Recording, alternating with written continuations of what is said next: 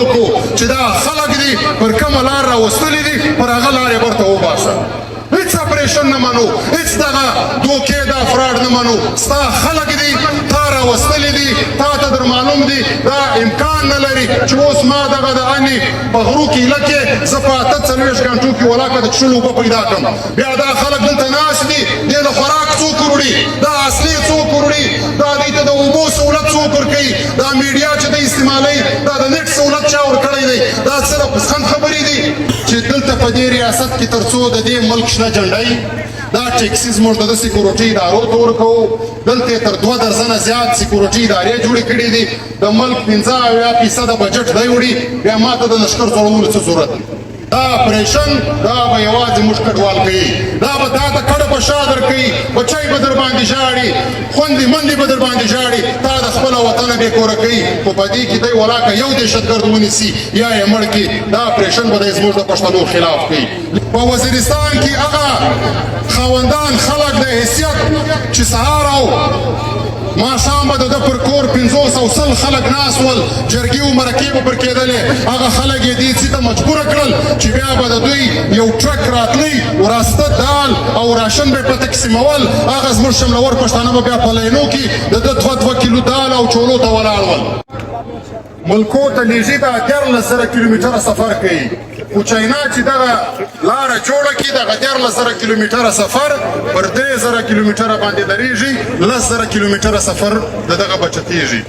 دویمه خبره، په دغه 10,000 کیلومتره سفر چې دی کوي په دې کې د مختلفو ملکو سمندري بارډري حدود دي، هغه ټیکسیز ورکوي، د هغه ټیکسیز هم خلاصېږي. او دریم د دې لارې په توسط دلته د سنټرل ایشیا چې دا کم کوچني کوچني ملکونه دي د هغه سره دی اټیچ کیږي. نو چاینا د دې مفاداتو دپاره دغه د سیپیک معاهده د پاکستان سره امضا کړه او د دې پیسې هم پاکستان واخیستې او په هغه پیسو باندې دوی په لاهور کې اورنج ټرین او میټرو بس منصوبې هم جوړې کړې. هغه نورې پیسې د پاکستان جرنیلانو بهر ملکو ته یوړې، چا جزیرې په جوړې کړې، چا هلته خپلې پلازې په جوړې کړې، چا خپل بزنسونه په جوړ کړل. خو دغه کار د امریکې نه دی خوښ. امریکې د دوی د جرنیلانو ټیټایي وکړه او دوی ته یې وویل چې دا شی زموږ نه دی خوښ، دا موږ ته ناقابل قبول دی. نو پاکستان دا وخت نه امریکې ته جواب ورکولی سي، نه د چاینا د دې معاهدې څخه انکار کولی سي. نو بیا دوی یو پالیسي جوړه کړه چې دلته په دې خطه کې به موږ حالات خرابوو، یو جنګ به جوړوو، یو فساد به جوړوو. چاینا ته به دا جواز جوړ کړو چې زه پر هغه معاهده باندې ولاړ یم، خو چونکې په دې خطه کې حالات خراب دی دا معاهده پر مخ باندې نسي تللی او داسې به د چاینا دا معاهدې ته وخت ورکوو، ډیلې کوو به. نو د دې دپاره 15 کاله مخکې باقاعده په دعوت باندې د مذاکراتو په ذریعه باندې دغه خلک یې راوستل او دلته په خیبر پښتونخوا، جنوبي پښتونخوا په دې سیمو کې دا خلکو ته باقاعده ځای ورکوي، دا خلک یې دلته آباد کړل. نو دلته چې موږ دغه کومه غوښتنه کوو چې د دې خلکو خلاف د اپریشن وسي، دلته دومره فوج دی، دا دومره خلک نسي ایستلی. عزیزانو موږ د دې اپریشن مخالفت کوو. هغه په دې خاطر چې دا کم خلک د اپریشن خبره کوي، 20 کاله د وزیرستان د اپریشنو داستان دي، یو وار خپل مخ ته کښېږدي بیا دې د اپریشن خبره وکړي. دا لوبه په وزیرستان کې 20 کاله وکړه، د دنیا جهان دهشتګرد یې راوستل، په وزیرستان کې آباد کړل، ټریننګونه یې ورکړل، د دوی د جرنیلانو انټرویوانې پرتې دي. بیا یې د اپریشن په نامه باندې د وزیرستان کورونه ولګول. په وزیرستان کې 88,000 انسانان په قتل باندې ورسول. په وزیرستان کې 1200 د جرګو شملور مشران دا په شهادت ورسول. په وزیرستان کې هغه خاوندان خلک د حیثیت چې سهار او ماښام به د ده پر کور 500 خلک ناست ول، جرګې و مرکې به پر کېدلې. هغه خلک یې دې څه ته مجبوره کړل چې بیا به د دوی یو ټرک راتلی، وراسته دال او راشن به یې په تقسیمول. هغه زموږ شملور پښتانه به بیا په لینو کې د ده 2 کیلو دال او چولو ته ولاړ ول. هلته یې ماشومان په شهادت ورسول، هلته یې د خلکو پلازې ونړول. ولې د خلکو کاروبارونه یې تباه کړل د اپریشن په نامه خو په هغه اپریشن کې د دوی یو جنرال دغه د آرمي چیف څخه راواخه تر دې کور کمانډرانو پورې هېڅوک دا نشي ثابتولی چې 50 دهشتګرد یې د په هغه اپریشنونو کې وژلي صرف یې پښتانه ووژل نو لهذا نن چې دلته دغه کم غوبل روان دی او بیا چې دلته د یوې خوا او د بلې خوا دا خبرې کېږي چې اپریشن دې اوس عزیزانو دا اپریشن دا به یوازې موږ کډوال کوي دا به تا ته کډه په شا درکوي بچی به در باندې ژاړي خوندې مندې به در باندې ژاړي تا د خپله وطنه بې کوره کوي خو په دې کې دی ولاکه یو دهشتګرد ونیسي یا یې مړ کړي دا اپریشن به دی زموږ د پښتنو خلاف کوي لهذا دا اپریشن پر ځای باید موږ واضح خبره ورته وکړو چې دا خلک دي پر کومه لار راوستلي دي پر هغه لار یې برته وباسه هیڅ اپریشن نه منو هیڅ دغه دوکې دا فراډ نه منو ستا خلک دي تا راوستلي دي تا ته در معلوم دي دا امکان نه لري چې اوس ما دغه د انې په غرو کیله کې زه په 48 غنټو کې ولاکه د څښلو اوبه پیدا کړم بیا دا خلک دلته ناست دي دې د خوراک څوک وروړي دا اصلي څوک وروړي دا دوی ته د اوبو سهولت څوک ورکوي دا میډیا چې دی استعمالوي دا د نیټ سهولت چا ورکړی دی دا څه د پسخند خبرې دي دا خلکو راوستلي دي والله چې تر ما او تا ښه ور معلوم دي چې پلانکی چیرې ناست دی د هغه سره څو خلک دي پلانکی پر کوم غره ناست دی د هغه سره څو خلک دي دا ټوله ذمهواري دوی ورکړې ده نو لهذا دا اپریشن بچای باید واضح طور پر دا ورته وویل سي چې دا خلک تا څنګه راوستلي دي هغه رقم یې برته وباسه لهذا نه په وطن کې اپریشن منو نه په وطن کې دغه غوبل منو بله خبره عزیزانو دلته په دې شاوخوا زموږ په دې سیمه کې تاسو یې وینئ د لشکر خبرې کېږي لشکر جوړو وروره ساده خبره ده 21مه صدۍ ده چې دلته په دې ریاست کې تر څو د دې ملک شنه جنډۍ دا ټیکسي زموږ د سیکورټي ادارو ته ورکوو دلته تر 2 درزنه زیات سیکورټي ادارې جوړې کړي دي د ملک 50% بجټ دی وړي بیا ماته د لشکر جوړولو څه ضرورت دا د امن و امان ذمهواري د چا ده په دا عین پاکستان کې د دې شهریانو او د دې ریاست ترمنځ کومه ذمهواري ده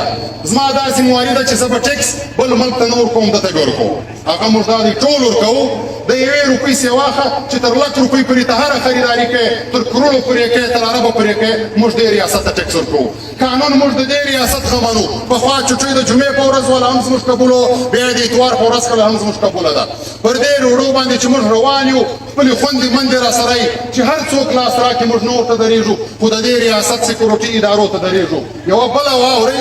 زموږ د پښتنو خپل هغه دود دستور نواب صاحب ناست د جرګې مشر دته ور معلوم دی چې د پښتانه کور ته یو سړی د شپې ور واوړي د پښتانه جرګه کم اختیار تا ته درکوي ته به سر پرې کوې که څوک د شپې ستا کور ته در واوښتی خو د هغه سیکورټي ادارې د شپې زموږ کورو ته راوړي خو دا موږ دا عین منلی دی موږ د ده سره پر هغه اګریمنټ باندې صحیح روان یو موږ غږ نه ورته کوو دا زموږ بېعزتیانې کوي خو بیا چې په دغه عین کې د ده کومه ذمهواري ده اوله ذمهواري یې دا ده چې دی به ماته د سر او د مال تحفظ راکوي چیرې دا ښه ذمهواري د سر او د مال تحفظ پرې نه دی راکړی د ده خپل لاسونه زما په وینو سره دي دوی په خپله زما قاتل دی دوی په خپله د لکونو پښتنو قاتل دی که هر څوک دلیل پر وایي پر دا میدان ورته ولاړ یو که مو نه که پر راثابته چې پر هر څوک مې زړه وایي زما قتل روا دی خو که مو پر ثابته کله بیا باید پښتانه سر خلاص کړي د 1948 د بابړې سره راونیسې تر دغه نن ورځې تر زیارت تر شهیدانو پورې دا ټول د پاکستان جاسوسي ادارو موږ وژلي یو ولې تر غاښ لاندې سره کوو دغه زموږ قاتلان دي د دوی لاسونه زموږ په وینو باندې سره دي را داسې مناظره دې راسره وکړي نو لهذا چې ټکس دته ورکوو جنډه ستا ولاړه ده دا امن به ته راولې دا ترهګر به ته باسې ما ته هېڅ لښکرو ضرورت نشته که ما ته وایه چې لښکر جوړ کړه بیا مهرباني وکړه دغه ټولې سیکورټي ادارې دي استعفاوې ورکړي دغه 50% بجټ چې وړې دا د پښتون قام ته ورکړه بیا زه پوه زما د وطن دفاع پوه نو لهذا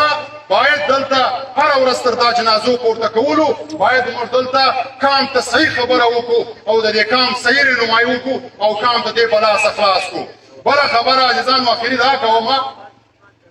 چې دغه سلسله باید یوازې دغه د انې تر واقع پورې محدوده نه سي نن موږ د انې پر واقع باندې سره راغونډ سوي یو پرون او نن په زیارت کې تا ته 15 شهیدان درکړل سهار چې دغه مطالبې در سره ومني بله ورځ به د دوکۍ څه شل لاشونه را روان دي بیا به ته درنه کوې بیا چې د هغه مذاکرات وسي بله ورځ به د کوست او د ارنایسه تا ته دېرش شهیدان را رواني بیا به د چمن را رواني یعنې هره ورځ به موږ درنې کوو راسئ دغه درنې ته د دې ټولې جنوبي پښتونخوا نمایندګي ورکړو او هر څوک چې دلته مذاکراتو ته راځي په اول کې د هني خبره او بیا ورسره د چمن سې ونیسې تر دا ناصر شیراني پورې د دې ټول صوبې خبره ورسره وکړو چې دا فساد چې تا راوړی دی د دې څه به زما ټوله صوبه خالي کوې او دا به صفایه کوې ولې دا د یوې ورځې کار نه دی دا خلک یې په ټوله صوبه کې غورځولي دي ټوله صوبه یې د دې حواله کړې ده او د دې دپاره به زما یو تجویز به دا وي چې دلته د اني کمیټۍ ده موږ د دوی سره د کومک د پاره راغلي دلته ناست یو خو دا باید دا بوج یوازې موږ پر دوی نه پرېږدو ټول سیاسي پاچانې ناستې دي باید موږ سره کښېنو چې موږ ته څه کول پکار دي ټیک دی موږ د دوی کومک کوو خو د دې ټولې صوبې د حالات دپاره موږ ته مې څه کول پکار دي د هغه دپاره زه دا تجویز کومه چې دا خلک د پیل په خوب کې په غوږ کې بیده دي دا خلک د اته اویا کالو څخه دلته راغلي استاد جیبې نه اوري لهذا اوس به د یو مزاحمت یو نوی شکل ښکاره کوو چې دا خلک راویښ کړو د هغه دپاره دغه د ټولې پاچانې ناستې دي د چمنه سې را شروع کوو په چمن کې دلته د پښتونخوا ملي عوامي پارټۍ بهترینه هوډ شته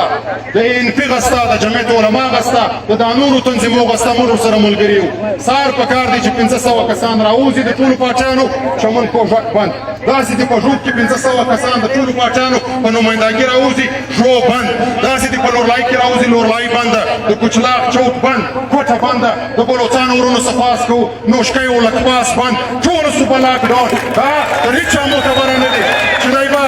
هلته ناست دي زما خبره به نه مني داسې به راځي لکه خدای چې یو دی شریک نه لري او دلته به